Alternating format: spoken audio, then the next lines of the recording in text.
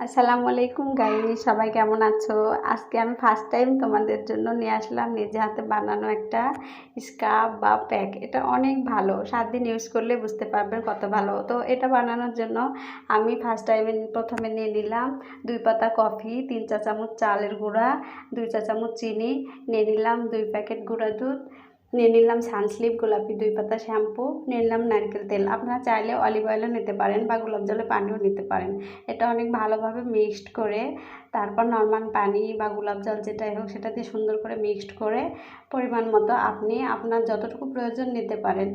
নিয়ে একটা সুন্দর কৌটোয় ভরে ফ্রিজে রেখে 15 দিন বা 1 মাস ইউজ করতে পারেন।